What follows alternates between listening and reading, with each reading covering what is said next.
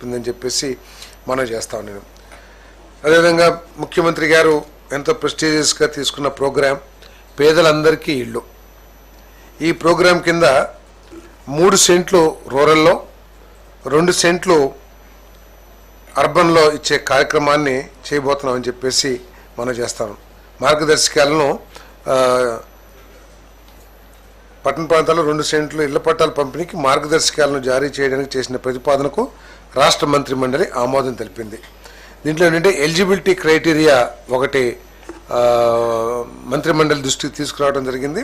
దాంట్లో ఏంటంటే ఇంతకుముందు ఎప్పుడూ కూడా ఏ గవర్నమెంట్ ద్వారా కూడా హౌసింగ్ స్కీమ్లో లోన్ పొంది ఉండకూడదు.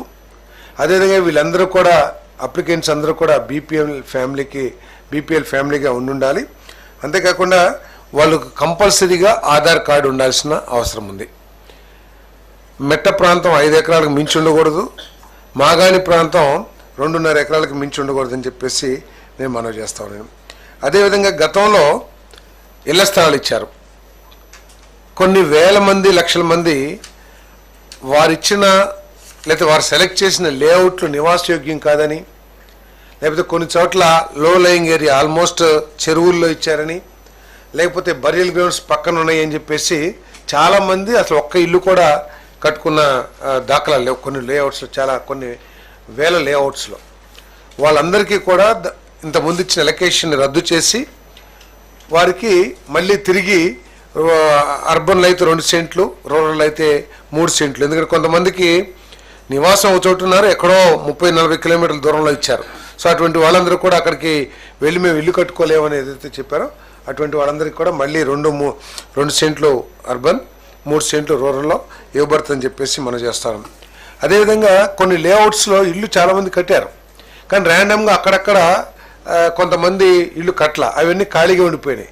వాటి మూలంగా దోమలు కానివ్వండి, లేకపోతే డ్రైనేజ్ వాటర్ కానివ్వండి, అవన్నీ నిలబడటం, పక్క ఇళ్ళ వాళ్ళకి ఇబ్బందికరంగా ఉండటం, ఆ ల్యాండ్ ఓనర్స్కి ఏమో ఇంట్రెస్ట్ లేకపోవడం అక్కడ కట్టడానికి, రకరకాల కారణాల మూలంగా అవన్నీ ఉన్నాయి. కాబట్టి ఆ అలాట్మెంట్ క్యాన్సిల్ చేసి మళ్ళీ ఎవరైతే ఇల్లు కట్టుకోవడానికి సుముఖంగా ఉన్నారో వాళ్ళకి తిరిగి అలాట్ చేయబడుతుందని చెప్పేసి కూడా నేను ఈ సందర్భంగా తెలియజేస్తా ఉన్నాను. నేను అంతేకాకుండా కట్టిన వాళ్ళకి కాదు, ఇళ్ల స్థలం ఇచ్చేప్పుడు 4 ఇళ్ళు ఉన్నాయి, 3 కట్టారు, 1 ఖాళీగా ఉంది, అతను కట్టట్లేదు. అదేమవుతుంది, లో లయంగా ఉంటామో, తర్వాత అంత గార్బేజ్ డెవలప్ అవుతామో, అంటే అతనికి ఇంట్రెస్ట్ లేదు ఇల్లు కట్టడం.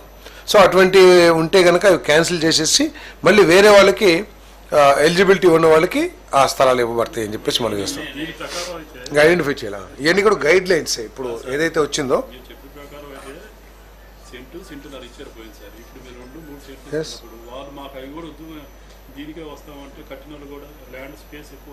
అంటే ఇప్పుడు ఇక్కడ వనుకూరులో ఉందనుకోండి, లేకపోతే ఇక్కడ గొల్లపూడిలో ఉందనుకోండి, అక్కడ ఉన్నతను ఎక్కడో ఇస్తామని చెప్పేసి రారు కదా, అక్కడ ఇంకా ఎక్కువ రిక్వైర్మెంట్ రాకపోవచ్చుగా.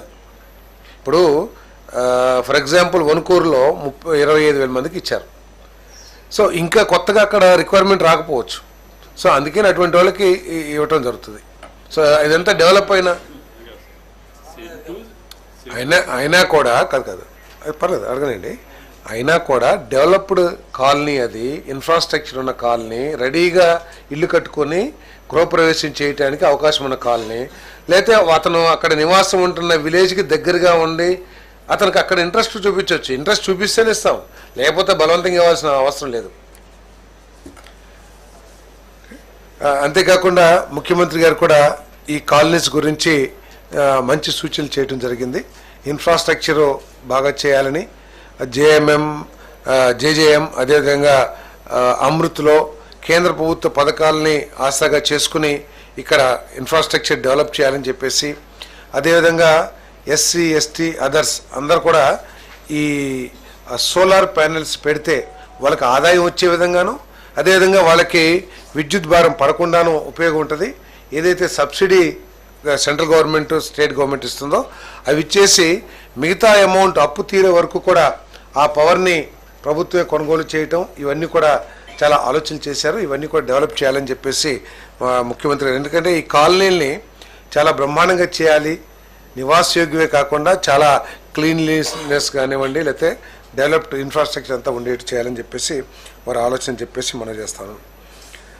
ఆంధ్రప్రదేశ్ రాష్ట్రంలో ఆక్రమణకు గురైన అభ్యంతరం లేని ప్రభుత్వ స్థలాల్లో అర్హులైన నిరుపేదలు 15/10/2019 నాటి నిర్మించుకున్న నివాస గృహాలను క్రమబద్ధీకరించేందుకు చేసిన ప్రతిపాదనకు రాష్ట్ర మంత్రిమండలి ఆమోదం తెలిపింది. 15/10/2019 అప్పటికి ఆల్రెడీ అప్లై చేసుకున్నారు, ముందు అప్లై చేసుకున్నట్టుని చేశారు.